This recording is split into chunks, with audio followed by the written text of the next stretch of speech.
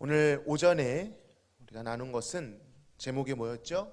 교회의 머리이신 그리스도. 오늘 오후 예배의 제목은 무엇입니까? 그리스도의 몸된 교회입니다. 각도와 앵글이 조금 다른 것입니다. 골로새서에서는 머리이신 예수님을 찬미하고 그분이 얼마나 능력 있는 분이신지를 바라보았다면, 이제는 그 머리이신 주님으로부터 몸에 어떤 일이 일어나는지를 강조하고 있는 것입니다. 우리가 읽은 20절에서 22절 말씀이 오늘 우리가 오전에 나눈 말씀과 일맥상통하죠. 머리에 대한 이야기입니다. 그가 얼마나 탁월하고 유일한 분이신지, 얼마나 엄청난 존재이신지를 바울은 외칩니다. 그의 능력, 하나님의 능력이 어디에 쏟아부어졌다는 것이죠? 오늘 9절 20절에 나옵니다. 그리스도 안에 역사하신다라고 말씀합니다. 하나님의 능력을 경험하고 싶다면 누구에게로 가야 된다는 뜻입니까?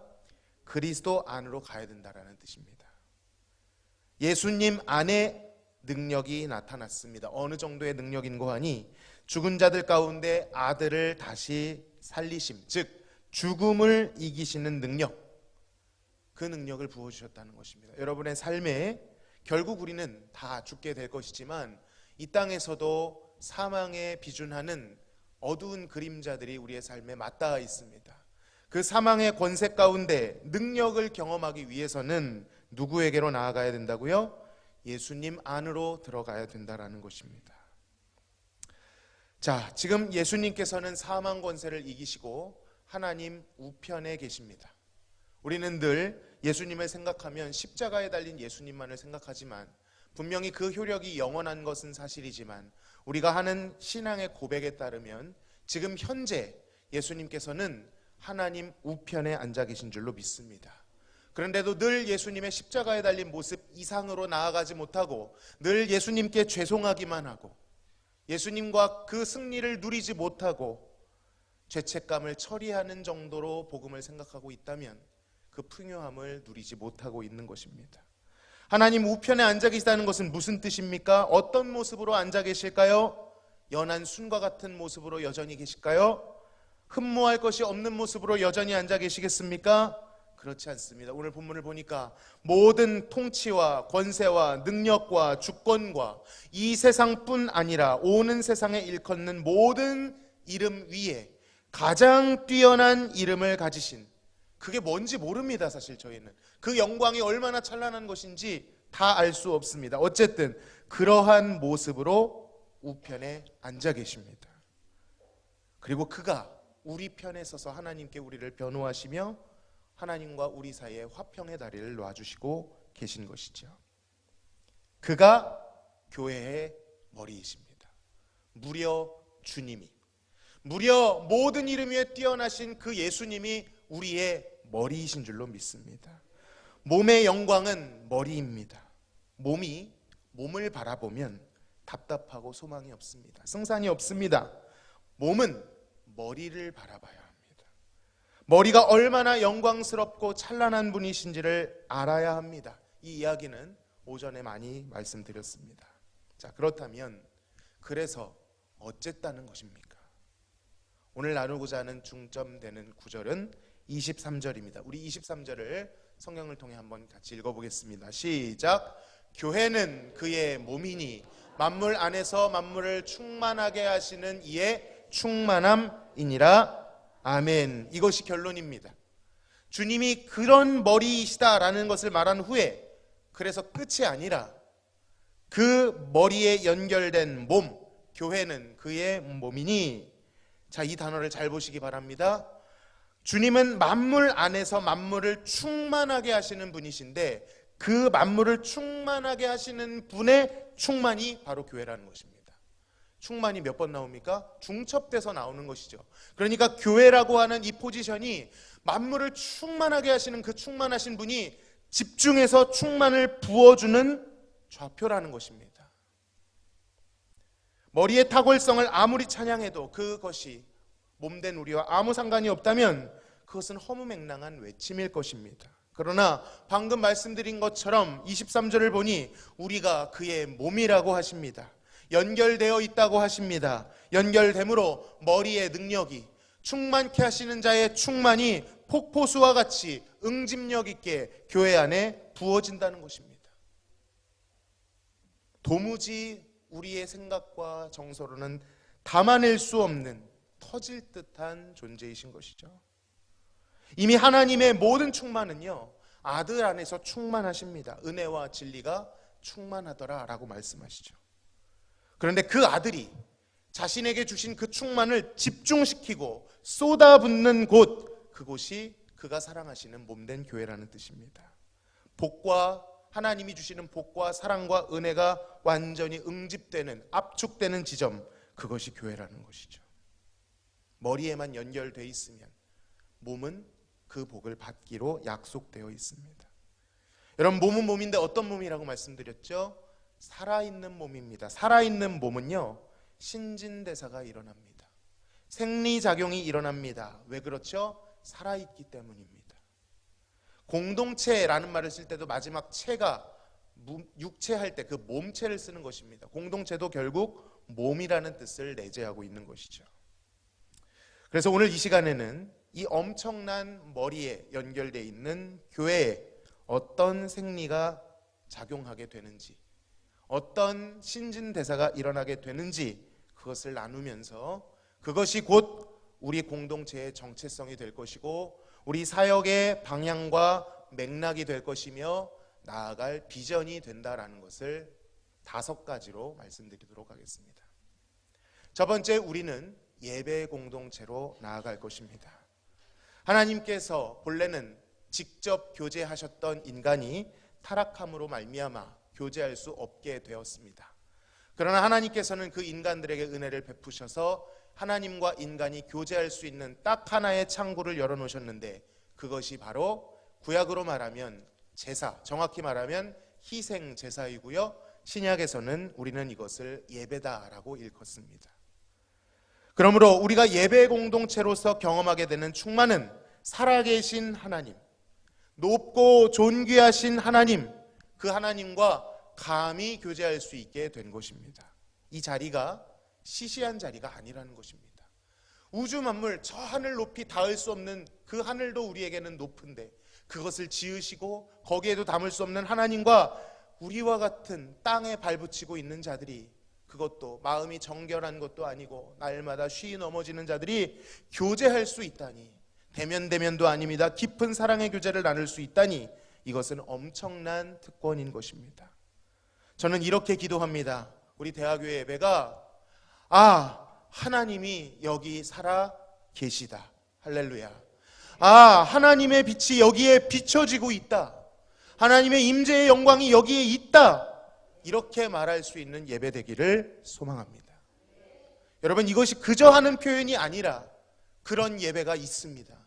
정말 주님이 여기 계시다라는 쉐키나라고 하는 히브리어의 현현의 임재, 어떤 황홀경이나 육체의 어떤 신비적 체험을 말씀드리는 것이 아닙니다. 그러나 분명히 말씀드릴 수 있는 하나님이 여기 계시구나라는 것을 고백할 수 있기를 바랍니다. 청교도들은요, 그 하나님을 경외하는 그 하나님의 강력한 임재 앞에 이것을 누미노제, 한 신학자는 이것을 누미노제라고 부릅니다. 특별한 경외심이 일어나 도저히 자리를 이동할 수도 없고 아무것도 할 수 없는 상태, 저는 그것이 있다고 믿습니다.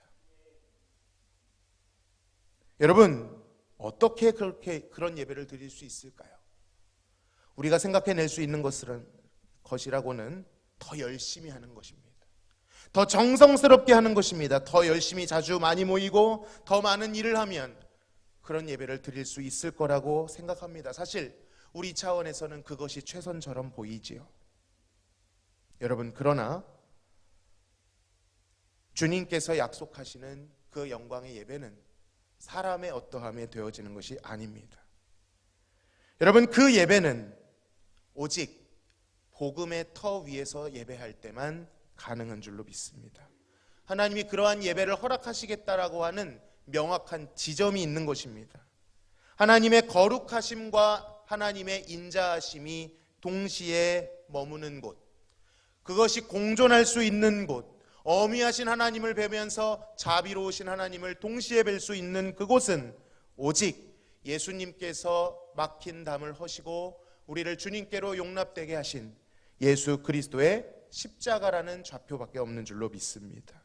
그 십자가라는 포지션에서 주님은 약속하셨고 은혜를 흘려 보내주시기로, 충만을 경험케 하시기로, 하나님을 아는 빛을 비춰주시기로 약속하셨습니다. 여러분, 이것은 될 수도 있고 안 될 수도 있다, 그런 것이 아닙니다. 이것은 약속입니다.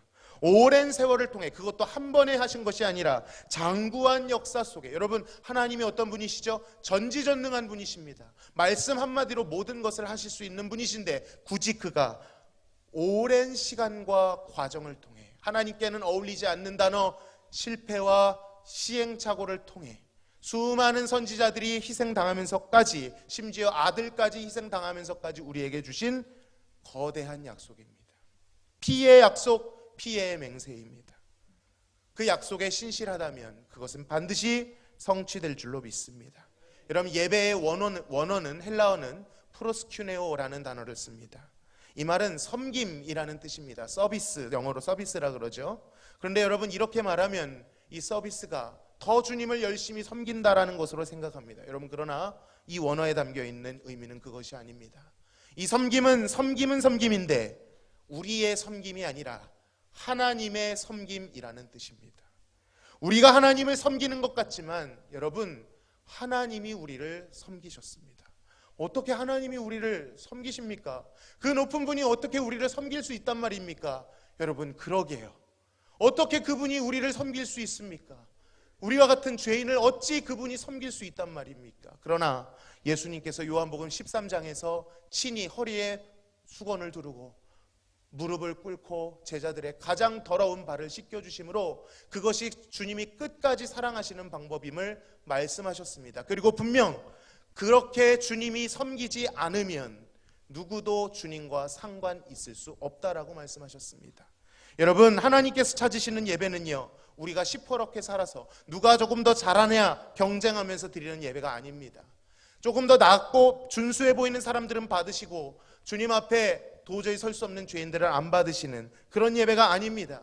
주님이 찾으시는 예배는 우리의 자아를 다 부인하고 주님이 우리를 섬기셨다는 사실에만 의지하여, 복음만을 의지하여 나아가는 예배인 줄로 믿습니다. 하나님은 그렇게 예수님으로 예배하는 자들, 신령과 진정으로 예배한다는 뜻을 좁은 의미로 해석하면 예수님으로 예배한다는 뜻입니다. 예수님을 의지해서 드린다는 것입니다. 넓게 해석하면 삼위일체 하나님을 의지해서 예배드린다는 뜻입니다. 복음을 의지하지 않는 예배는요, 아무리 그 틀을 훌륭하게 갖추고 있다고 해도 종교의식, 더 심하게 말하면 우상숭배에 준할 수 있습니다. 사랑 없는 요란한 꽹가리, 고린도 지역의 이 꽹가리는 우상의 신전에서 들려지는 소리였습니다. 오직 복음 안에 하나님을 배움는 기쁨과 평안과 감탄과 전율, 찬양이, 경배가 일어나는 줄로 믿습니다. 여러분, 한번 우리가 무엇을 붙들고 예배하고 있는지 살펴보시기 바랍니다. 혹시 나를 붙들고 예배하고 있지 않는가? 내가 예배하는 것이고 내가 드리는 것이고 내가 결단하는 자아 성취로 충만하지 않은가? 복음은 나에게 아무런 소망이 없다라고 선언하죠. 내가 죽고 예수 그리스도의 생명으로 살았다라고, 그것을 믿으라고 우리에게 촉구합니다. 복음이 우리에게 체질이 되어야 합니다.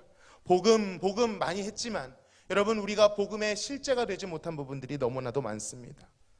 복음을 입으로 말하지만 삶에서는 비복음적 태도로, 예배에 나아갈 때도 비복음적 태도로, 종교의 태도로 나아가는 경우가 많습니다. 복음의 터 위에 굳게 서기 위하여는 복음을 끊임없이 선포하고 복음이 들리는 장소에 있어야 하며 그 우리의 삶 속에 이것이 실제가 되도록 부단히 기도하며 훈련해야 될 줄로 믿습니다. 이를 위해 우리는 끊임없이 복음의 강설을 통해 하나님께서 우리에게 믿음을 발생시켜 주시기를, 신앙 고백에 나오는 구절입니다. 우리는 노력해야 됩니다. 예배와 경건을 같이 해야 합니다.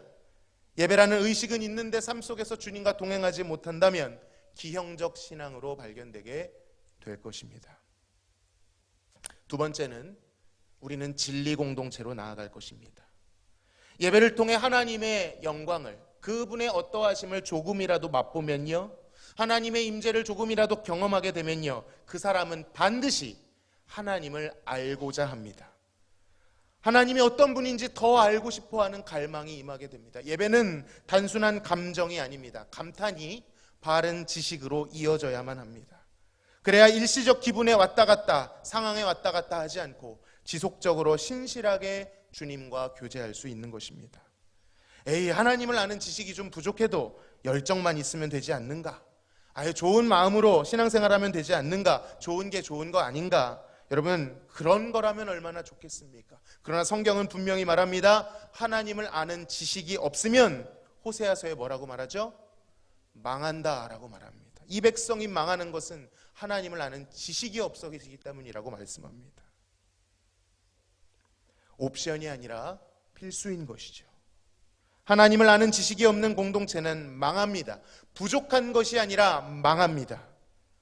우리의 완악함은 우리를 가만히 내버려 두지 않아요. 끊임없이 우리를 잘못된 방향으로, 보이는 우상으로 내 자아에 몰두하도록 부추기기 때문에 끊임없이 하나님이 어떤 분인지를 알아가야 되는 것입니다. 공동체적 공부를 통해, 연구를 통해, 개인의 묵상을 통해 더욱 깊이 들어가야 되는 것이죠. 여러분, 우리들은 우상 숭배자가 아닙니다. 우상 숭배자들은 아침에도 말씀드렸지만 자신들이 믿는 신이 어떤 존재인지 도무지 모릅니다. 어떤 성품을 가지고 있는지, 어떤 일을 하고 있는지, 어떤 표정인지, 어떤 마음인지 모릅니다. 850명의 바알과 아세라 선지자와 엘리야가 능력 대결을 할 때 그렇게 엘리야가 조롱하지 않았습니까? 너희 신은 어디 있느냐? 너희 신은 자고 있느냐? 듣고 있느냐? 도무지 그들은 무엇을 하는지 모르니 그저 방방 뛰며 자신을 자해하며 열심의 극단을 보여줄 뿐이었지만 그들이 섬기는 우상은 아무런 응답을 하지 않습니다. 우리 역시 기독교 틀에 있지만 그렇게 나아갈 수 있다는 것입니다. 그저 물을 떠놓고 비나이다 비나이다, 지성이면 감천이다 라는 말과 같이, 여러분, 지성이면 감천이다 라는 말만큼 비복음적인 말이 없습니다. 하나님, 우리가 하나님께 빌면 하나님이 감동하십니까? 아니요, 하나님은 도무지 우리로 인하여 감동하실 수 없어서 아들을 보내셔서 희생하신 것입니다. 우리가 아니라 감천은 오직 예수 그리스도의 십자가 위에서만, 복음 위에서만 일어나는 일인 줄로 믿으시길 바랍니다. 막연한 두려움 속에서 눈치를 보며 머리를 조아리는 우상숭배가 아니라 아버지의 얼굴을 보고 아버지의 말씀을 들으며 그분의 품 안에서 아들을 통한 그 사랑을 받으며 누리며 즐거워하는 관계를 이어나가야 될 줄로 믿습니다. 하나님은 영원하고 고요하신 성품이 있으십니다. 왔다 갔다 하는 격정의 하나님이 아니시고 그분은 그 성품에 따라 신실하게 그리고 우리의 삶에 구체적으로 역사하시는 분이십니다.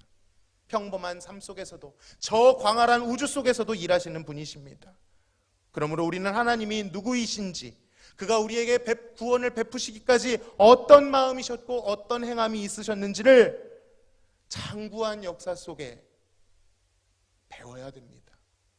신앙생활 오래 했는데 잘 안 되던데요. 여러분, 정말 해보셨습니까? 정말 내가 가지고 있는 지식이 아닌 성경에서 무엇이라고 말하고 있는지에 몰두해 보셨습니까? 성경은 예술 그 자체입니다. 성경의 셈은 큰 산을 넘으면 더 큰 산이 앞에 있고 그 산을 넘으면 더 큰 산이 앞에 있는 허무할 수 없는 하나님이 주신 완전한 말씀인 줄로 믿습니다. 그 말씀 앞에 진리를 배워갈 때 우리 신앙생활에 맥락이라고 하는 것이 생깁니다. 교회에 열심히 다니며 무언가를 열심히 하고 있는데 이걸 왜 해야 되는지, 무슨 뜻인지 도무지 모르고 그냥 하라니까 하는 것 아닙니다. 무조건 순종은 당연히 귀한 것이긴 하지만 그것만으로는 한계가 있습니다. 하나님을 알아갈 때, 하나님이 어떤 분인지 알아갈 때 내가 지금 하고 있는 것이 어떠한 의미가 있는지 발견되는 것입니다. 여러분, 저는 이 말이 우리가 학교에서 공부를 하듯이 단순히 머리를 짜내는 이성의 공부를 열심히 해야 된다는 뜻만은 아닙니다. 모든 것을 동원해서 하나님을 알아가야죠. 이성도 사용해야 하고요, 감성도 사용해야 되고요, 우리의 삶도 사용해야 되고요, 봉사도 사용해야 되며 심지어는 우리의 고난과 우리의 넘어짐까지 사용해서 주님을 알아가야 될 줄로 믿습니다. 그 안에서 맥락이 형성되고 목적이 형성됩니다. 뭉뚱거리고 눈대중으로 하는 신앙생활, 주님이 말씀하신 것이 아닙니다. 바리새인들이 이렇게 했습니다. 바리새인들이 이렇게 해서 헛된 전통들을 세워놓고 그 안에 있는 하나님의 말씀의 본질을 도무지 알지 못했습니다. 어느 정도로요? 성경이 그토록 선지자와 시편의 길로 말했던 예수 그리스도가 눈앞에 있는데 그를 질투하며 그를 나무에 달아 죽이려고 하는 우매함에 빠졌다라는 것이죠. 진리를 알아갈 때 신앙생활의 본질과 목적을 주님은 친절하게 풍성하게 설명해 주십니다. 그것을 알 수 있는 근간은 첫 번째는 성경입니다. 그리고 두 번째는 그 성경을 잘 정리해 놓은 신앙 고백서이며 그 신앙 고백서를 요약해 놓은 것이 대소요리 문답이며 그것을 조금 더 간단하게 온 것이 우리의 사도신경과 같은 신조인 것입니다. 그리고 그 믿음, 발생된 믿음을 증진시키기 위해 주님께서 친히 제정해 주신 성례, 세례와 성찬입니다. 그러므로 우리는 하나님을 더욱 알아가기 위해 성경에 가장 먼저 된 다음 주부터 바로 시작하려 합니다. 창세기를 차근차근 다뤄갈 생각입니다. 모든 성경이 귀하지만 성경을 볼 때 거의 대부분의 성경이 링크되는 책이 바로 성경의 시작 창세기입니다. 창세기를 한번 소화하고 나면 다른 성경을 볼 때 계속 창세기로 돌아와 회귀해서 이것이 어떤 의미인지를 알 수 있게 됩니다. 조금 더 멀리 보면 창세기를 통해서 요한복음을 이해하고 요한복음을 통해 요한계시록을 이해할 수 있는 맥락으로 갈 수 있다는 것입니다. 이것이 따분한 공부라고 생각하지 마시고 어떤 것을 만들 때 어떤 것을 할 때 매뉴얼이 필요한 것처럼 하나님이 인도해 놓으신 그 안내서를 차근차근 알아가는 기쁨을 누릴 수 있기를 소망합니다. 또 한 방향으로는요, 말씀드렸던 신앙 고백서가 있습니다. 여러분, 한국교회는요 굉장히 복을 받은 교회입니다. 세상에 하나님 말씀이 신실하고 무오하고 아무 오류가 없는 하나님 말씀이다라고 말하는 퍼센테이지가 몇 퍼센트나 될 것 같습니까? 대답하시지요. 5%가 안 됩니다, 여러분. 그런데 한국에서는 어느 교회를 가든 하나님 말씀은 오류가 있습니다라고 말할 수 있나요, 없나요? 없습니다. 이것이 한국교회의 토양입니다. 보수적 복음이 들어와서 때려 죽여도 하나님 말씀은 진리라고 고백하는 토양이 한국교회의 순교자들의 피와 함께 심겨졌습니다. 너무 귀합니다. 그런데 그렇기 때문에 어느 교회를 가든 하나님의 복음을 믿는 예수 그리스도만을 믿는 이단이 아닌 이상 어느 교회를 가든 우리 교회는 웨스트민스터 신앙 고백서를 준한 신앙 고백을 합니다라고 거의 대부분 말합니다. 그런데 문제는 무엇인지 아십니까? 그 웨스트민스터가 뭔지 모릅니다.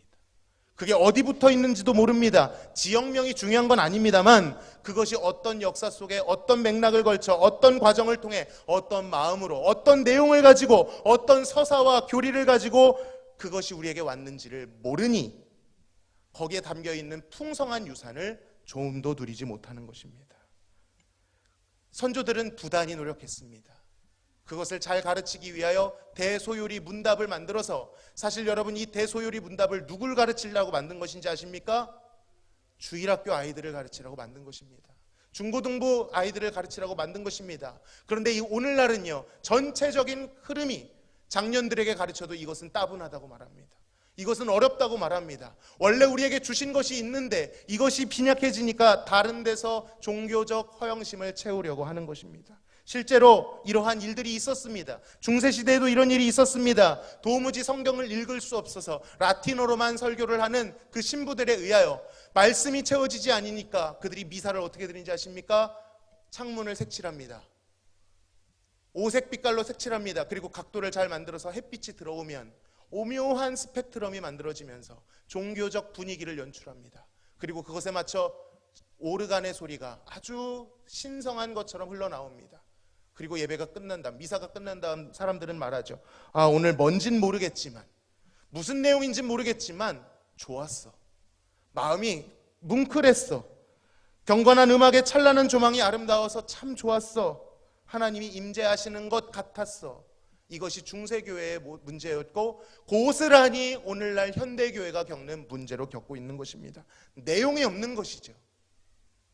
알맹이가 없으니 분위기를 연출하고 사람들의 감정과 정서를 자극해 하나님의 임재를 흉내내려고 합니다. 시대는 변했지만 이 현상이 지금도 일어납니다. 그러나 여러분 기억하십시오.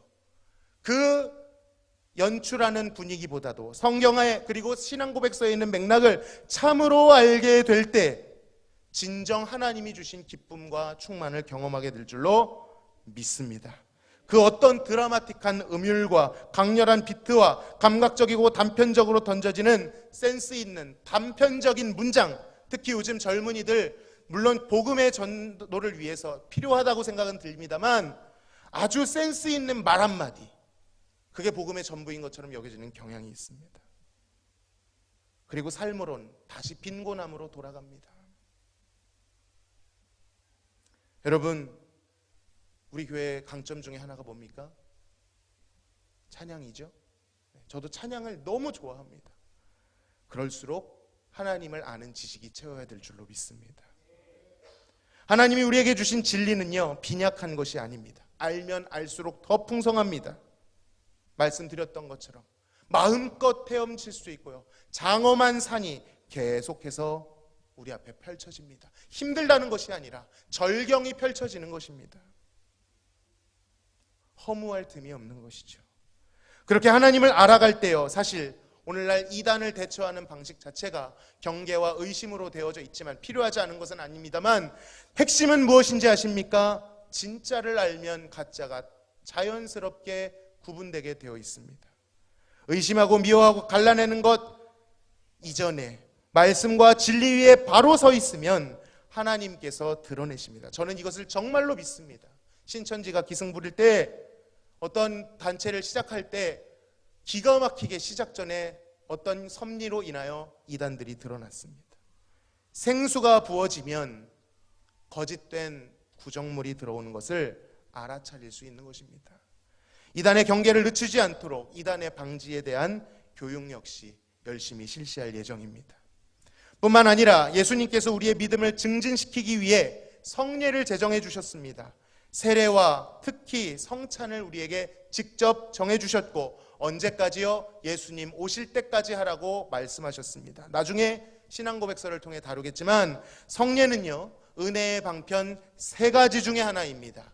말씀과 기도와 성례. 몇 가지 중에 하나라고요?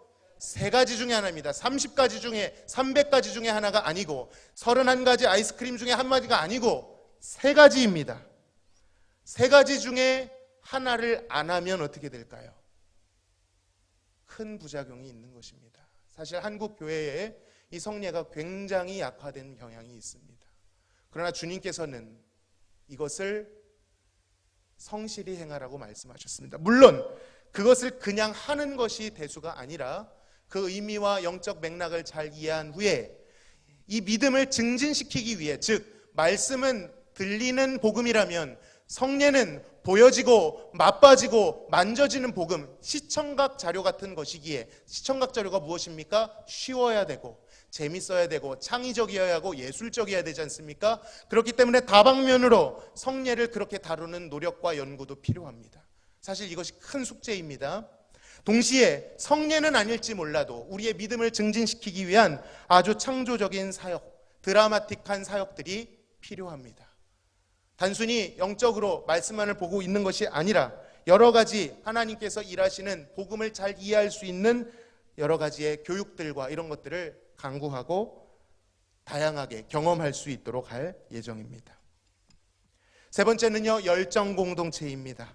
앞서 말씀드렸지만 예배를 통해 하나님의 임재 체험을 경험하고 진리를 통해 하나님을 알아가는 자에게는요, 반드시 변화가 있습니다. 외부의 힘이 공급됩니다. 내 안에 있던 것을 잘 개조해서 만들어내는 것이 아니라 나에게는 조금도 없던, 나와 상관없던 힘이 하늘로부터 부어집니다. 나는 원래 성품이 좋은 사람이라, 나는 원래 틀림이 없는 사람이라, 나는 원래 순종 잘하는 스타일이라. 아닙니다, 여러분. 그 모든 것들은 개조해서 쓰는 것이 아니라 모든 것은 내 죄뿐만 아니라 내가 생각하기에 의롭다 생각하는 자기 의까지도 십자가에 다 못 박아 버리고 나에게는 도무지 없던 새로운 힘, 위로부터 내려지는 권능이 부어져야 되는 줄로 믿습니다. 그것이 무엇일까요? 그분의 말씀을 들을 때, 그를 배울 때 마음이 뜨거워지는 것, 뜨거워지는 마음, 열심인 것입니다. 말씀으로 인해 뜨거워진 열정이 생겨야 되는 것입니다. 그것이 진짜 열정이죠. 다윗이 범죄 후에 하나님께 자복하며 회개했을 때 그가 구했던 것이 두 가지입니다. 주여 나에게 구원의 즐거움과 자원하는 심령을 부어 주옵소서. 구원의 즐거움이 부어지면 그 앞에 willing spirit이라고 합니다. 의지가 넘치는, 하고자 하는 열정이 넘치는 심령이 부어지는 것이죠. 쥐어 짜내는 것이 아닙니다. 구원의 즐거움을 경험하는 데서 열정이 부어지는 것입니다. 세상은 줄 수 없는 안식과 평안이 부어지는 것이죠. 시키지 않아도 하게 되는, 가까이 가고 싶고 더 섬기고 싶은 진짜 주님이 주신 마음, 그러면서도 생색내지 않고 주장하지 않고 누가 알아주지 않아도 섭섭하지 않은 순전한 열정이 생겨나는 것입니다.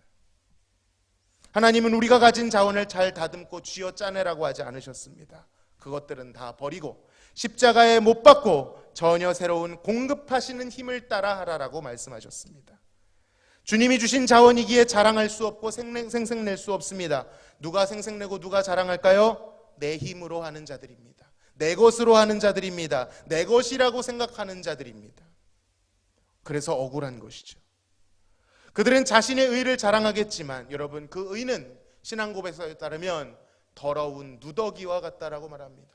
여러분, 우리의 의는 아무리 아름다워도 주님 앞에서는 더러운 누더기와 같습니다. 생각해 보시기 바랍니다. 쓰레기통에서 주워온 냄새나는 누더기 옷을 입고 이게 말이야 백화점 오늘 오픈런 할 때 산 거야 주장한다면, 자랑한다면, 때깔 좋지 자랑한다면 그것이 얼마나 부끄러운 일일까요? 우리가 하나님 앞에서, 교회 앞에서 나의 것을 주장하고 나의 선함과 나의 봉사와 나의 헌신을 은근히 자랑하는 것만큼 주님 앞에서 낯뜨겁고 부끄러운 것이 없는 것입니다. 내가 그렇게 할 때 천국의 믿음의 선지자들이 어떻게 말할까요? 물론 정확히는 알 수 없지만 상상해보건대 아이고 저러면 안 되는데, 아이고 부끄러워 하지 않을까요? 주님의 공로를 자랑해야 됩니다. 주님의 은혜, 그 찬란한 은혜를 자랑해야 되는 것입니다. 나의 것을 자랑하는 것은, 나의 것을 주장하는 것은 나는 하나님에 대해, 구원의 즐거움에 대해서는 빈 털털이입니다. 나에게는 쥐어짜낸 생색밖에 없습니다 라고 말하는 것과 같습니다. 물론 봉사는 중요합니다. 그러나 지난주 말씀드렸듯이 하나님으로부터 힘을 공급받는 일을 방해하면서까지 하는 것은 아닙니다. 한두 가지는 족하겠지만 가장 소중한 것, 그분과 교제하고 그분의 말씀을 듣는 것이 가장 우리의 최우선이 돼야 됩니다. 그것을 넘어서는 것은 무익한 것이고 해가 되는 것입니다. 즉 우리가 하는 봉사에 대한 다시금 재정비와 그 끊임없는 소통, 맥락에 대한 교육, 이런 것들을 함께 이어나가고자 합니다. 네 번째는요, 사랑 공동체입니다. 충만이라는 말이 무엇입니까? 넘친다는 말입니다. 넘치면 어떻게 되죠? 흐르게 돼 있습니다. 하나님을 경험하고 알아감에 따라 열정이 공급되면 그 열정은 발산하고 없어지는 것이 아닙니다. 그것은 흘러가게 돼 있습니다. 그 열정은 어디로 흘러야 가며 어디로 흘러가야 할까요? 그것은 바로 형제 우애, 형제와 자매를 사랑하는 방향으로 흘러가야 합니다. 사랑으로 흘러가지 못하는 열정은 주님으로부터 온 열정이 아닙니다. 바리새인들에게도 열심이 있었습니다. 바울이 고백했죠. 내가 열심으로는 바리새인이요. 열심이 있었습니다. 그러나 그들의 열심은 하나님을 스스로 만족시킬 수 있을 것이라는 종교심, 영적 자만심으로부터 온 것이었습니다. 나는 다르다, 나는 저들과 다르다라고 하는 말씀의 근거도 두었습니다. 정결법, 분리법을 통해서 저들은 불경한 자들이라 해서 그들과 교제하지 않았습니다. 나와 자신 다른 이웃들을 분리시키고 고립시키는 방향으로 흘렀습니다. 사랑하고 품기는 커녕 판단하고 정죄하기 쉬웠습니다. 물론 교회 안에 옳은 소리와 상식적이고 합리적인 소리 당연히 중요하죠. 그러나 그 바탕에 사랑이 있지 아니하면 그것은 생명력이 도무지 없습니다. 하나님으로부터 공급받는 사랑을 진정으로 경험한 사람은요, 남을 인식할 때 분리해서 인식하지 않습니다. 자신과 같은 처지로 인식합니다. 저 사람과 내가 같은 처지, 즉 죄인의 처지에서 사랑과 용서를 입었을 뿐이라는 인식을 분명히 합니다. 그러니까 내가 용서받았기에 남을 용서하게 되죠. 내가 사랑받았기에 남을 사랑합니다. 반대로 말하면 무슨 뜻이죠? 용서하지 못하고 있다는 것은 내 안에 예수님으로부터 받은 용서에 대한 믿음이 없다는 뜻이고, 사랑하지 못하고 있다는 것은 예수님으로부터 받은 사랑이 없다라고, 나는 빈털털이요 라고 말하는 것과 다름이 없는 것입니다. 모든 경건은 사랑을 통해 증명되고 사랑에 귀결되는 것이죠. 사랑이 없으면 부족한 것이 아니라 아무것도 아닌 것입니다. 그러므로 우리 열정 공동체는 반드시 사랑 공동체로 나아가야 합니다. 머리에 연결된 예수님의 몸은 서로의 지체를 내 몸과 같이 귀하게 여겨야 합니다. 경쟁하지 않습니다. 이해관계로 묶이지 않습니다. 끼리끼리 고립되지 않습니다. 등급을 나누지 않습니다. 저 사람은 이상한 사람, 이 사람은 괜찮은 사람, 그렇게 분류하지 않습니다. 지체의 아픔은 남의 아픔, 나의 아픔은 나의 아픔이 아닙니다. 지체의 아픔이 나의 아픔이 됩니다.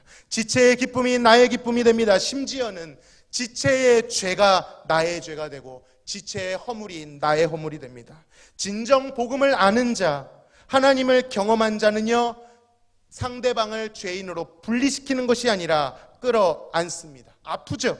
아픕니다. 가시를 끌어안는 것은 아프지만 그를 끌어안고 그의 허물과 죄가 나의 것인 것처럼 주님 앞에 같은 스탠스에 서서 기도하게 되어 있습니다.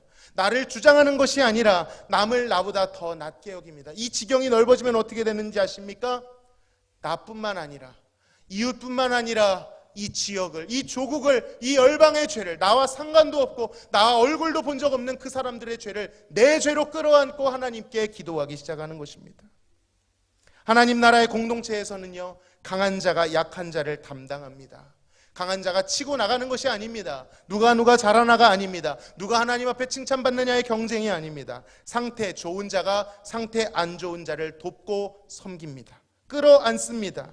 때때로 그것은 불편하고 비상식적이기도 하고 비효율적이기도 합니다. 마치 한 마리의 말 안 듣는 양 혹은 다리를 피곤하게 여기는 양을 위하여 99마리를 두고 길을 떠나는 아주 무모해 보이는 여정처럼 보이기도 합니다. 괴롭고 아프고 고독하기도 합니다. 그러나 우리의 선한 목자이신 주님께서 그렇게 하셨죠. 그리고 우리에게도 그렇게 하라라고 당부하십니다. 그러나 여러분, 이러한 사랑은 그렇게 하기로 결단한다고 되어지겠습니까? 안 됩니다. 더 많이 만나고 더 친하게 지낸다고 되어지겠습니까? 안 됩니다.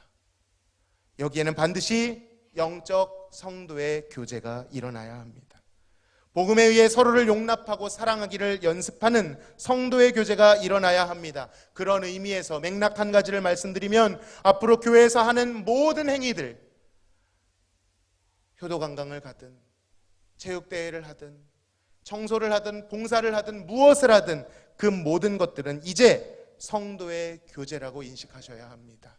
훈련의 장이라고 인식하셔야 합니다. 그 가운데 복음의 정신과 복음의 기초가 꽃피울 수 있도록 그것을 항상 염두에 두시고 모든 활동에 참여하셔야 됩니다. 단순히 멤버십을 위해 하는 것이 아니라는 것이죠. 아무리 친하다고 해도 복음에 기초한 관계가 아니면요, 그 인간적인 친밀함은 그 농도가 깊을수록 오히려 위태한 것이 됩니다.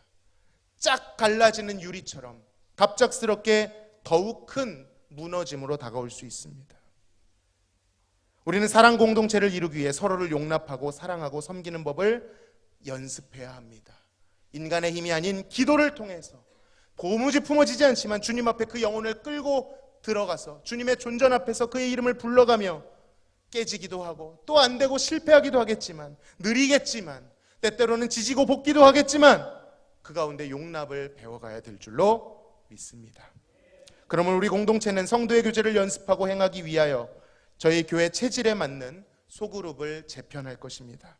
지금 현재 있는 구역뿐만 아니라 그 형태를 더욱 기도하며 연구하며 정하겠지만, 분명한 지향점은 소외되는 이 없이 성도의 영적 교제를 충만히 나올 수 있는 공동체로 만들어갈 것입니다. 연령도 고려할 것이고요, 성향도 고려할 것이고 다 고려할 것입니다. 그러기 위해서 소통도 하고 듣기도 할 것입니다. 그러나 분명한 지향점은 있다는 것입니다. 영적 교제, 하나님의 복음을 나눌 수 있는 공동체로서 단순히 일주일에 한 번 만나는 공동체가 아니라 내 기도 제목을 말할 수 있고 내 죄악을 고백할 수 있고 용납할 수 있고 주중에도 연락하며 기도를 부탁하며 성전에 나와 함께 기도하며 그 공동체를 생각하면 영적 안식이 임하고 소속감이 임하는 지붕을 다시 한번 세우고자 합니다. 쉽지 않은 작업이겠지만 한 마음으로 동참해 주시기를 소망합니다. 끝으로 선교 공동체입니다. 재생산 공동체라고 말할 수도 있겠습니다. 여러분, 초대교회의 선교 방식은 환대라고 하는 독특한 방식을 통해 이루어졌습니다. 문화였죠. 당시에는 나그네들이 많았습니다. 먼 길을 오가는 나그네들이 많았습니다. 이때 믿는 공동체들은 이들을 문전박대하지 않고 지극히 환영함으로 그들을 집에 들여 복음을 전할 접촉점을 만들어냈습니다. 이들이 어떻게 이렇게까지 적극적으로 나그네를 환대할 수 있었을까요? 가진 것이 많아서? 빈방이 많아서? 아닙니다. 이들은 오히려 핍박과 박해 속에서 도무지 여력이 없는 상태였습니다. 그럼에도 그들이 환대할 수 있었던 원동력은 그 공동체 안에 임했던 충만한 사랑 때문이었습니다. 여러분, 성도의 교제가 가득 차고 충만하게 되면 그것이 선교의 접촉점이 되는 것입니다. 우리 공동체 안에 일어나는 사랑으로 말미암아 우리는 세상의 나그네들을 환대하게 되는 것이죠. 은과 금이 있어서가 아닙니다. 우리 안에 충만한 예수 그리스도의 부요함이 있기 때문입니다. 우리가 연습했듯이 그들을 똑같이 대합니다. 사랑과 용서로 대합니다. 우리의 삶에 흩어져도 마찬가지입니다. 맞닿아 있는 어둠 가운데 있는 이웃들에게 그리스도의 사랑을 전하고자 합니다. 내가 소망을 발견했으니 그들에게도 단순히 교세를 전하고 교회를 홍보하는 수준이 아니라 생명을 전하는 전도가 일어납니다.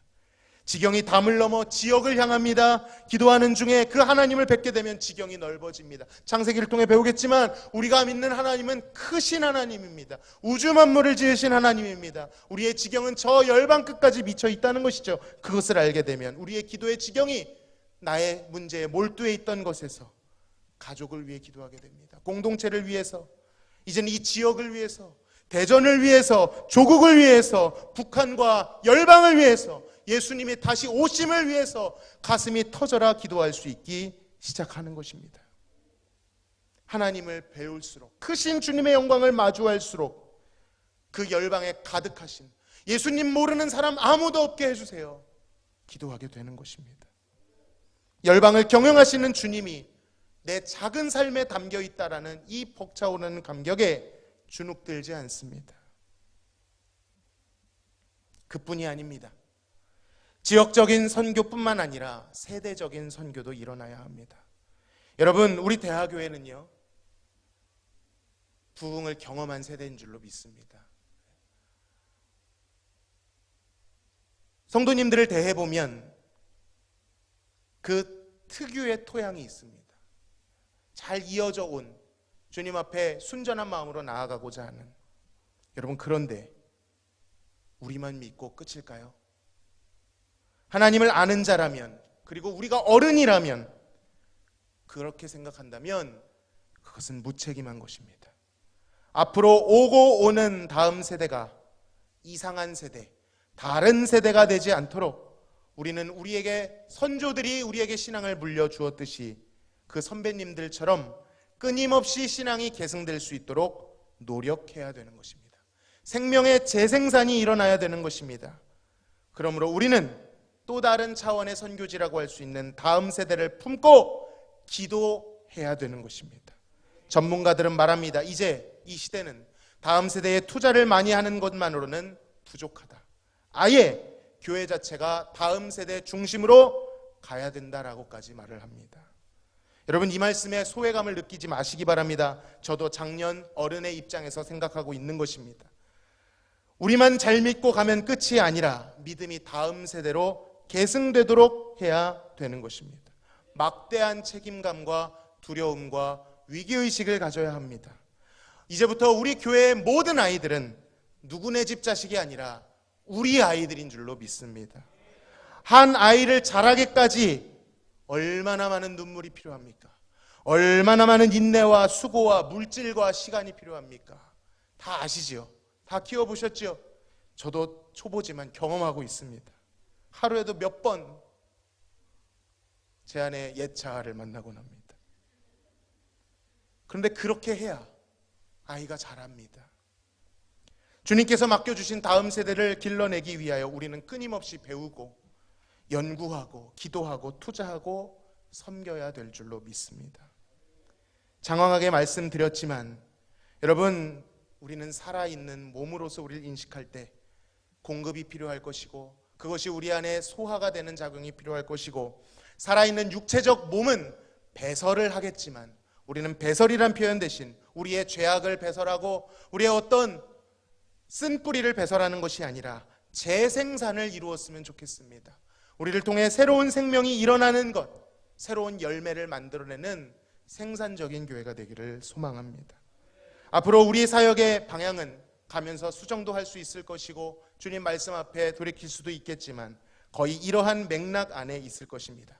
복음으로 충만한 예배 공동체, 하나님을 알아가고 즐거워하는 진리 공동체, 하나님을 기뻐하는 열정 공동체, 그와 같이 이웃을 내 몸같이 사랑하는 사랑 공동체, 사랑이 충만하여 온 열방과 온 세대의 생명을 재생산하는 선교 공동체가 될 것입니다. 이러한 맥락 안에서 하나님 나라를 함께 꿈꾸는 대하교회 될 수 있도록 함께 기도해 주시기를 간절히 소망합니다. 아멘. 오늘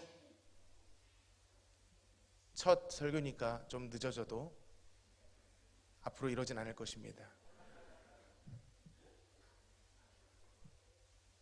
담임 목사님 뵈는 게 없네 이렇게 생각하실 수도 있는데, 오늘 처음이라 비전을 설명드리기 위해서 이렇게 한 것이고, 꼭 이 찬양을 오늘 1부, 2부, 3부를 다 같이 나누고 싶었습니다. 우리가 2번 불러봤으니까 이번 부를 땐 조금 더 가사에 몰입해서 우리의 비전을 담아 한 새 사람 되게 하여 주옵소서. 우리 교회가 주님이 그토록 찾으시는 아름다운 신부 되게 하여 주옵소서. 찬양으로 영광 돌리고 함께 기도하겠습니다.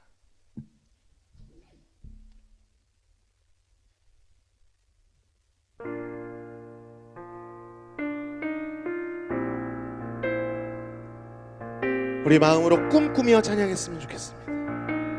주님의 마음을 마음속에 생각하시면서, 오랜 옛날 하나님 가슴에 한 사람 있었네. 예수님을 머리로 성령의 생명으로 충만한 한 새 사람, 우리들은 그분의 지체로 부르심 받았네. 우리 자라 주님의 생명에까지 이르게 될 때 주의 교회는 일어나 사탄을 짓밟게 되리. 온 땅 다스리리. 오 그날 세상은 보리라. 오 그날 세상은 보리라. 주의 영광 하나님의 지혜. 오 그날 세상은 보리라. 주의 영광 하나님의 지혜. 영광 할렐루야. 영광 할렐루야. 끝내 승리하리라. 영광 할렐루야. 영광 할렐루야. 주님과 함께다. 영광 할렐루야. 영광 할렐루야. 영광 할렐루야. 끝내 승리하리라. 영광 할렐루야. 영광 할렐루야. 주님과 함께 다스리리. 우리 같이 한번 기도합시다. 우리 함께 나눈 대로 주여, 우리 공동체가 복음 위에 굳게 선 예배 공동체 되게 하여 주시옵소서. 하나님을 알아가는 진리 공동체 되게 하여 주옵소서. 하나님을 즐거워하는 열정 공동체 되게 하여 주시옵소서. 그와 같이 이웃을 사랑하는 사랑 공동체 되게 하여 주옵소서. 그 사랑이 흘러 넘쳐 흘러 온 세대로 온 열방으로 들어가는 선교 공동체, 재생산 공동체 되게 하여 주옵소서. 이 시간 간절히 주님 앞에 기도하며 나아가시겠습니다. 하나님 꿈꿉니다.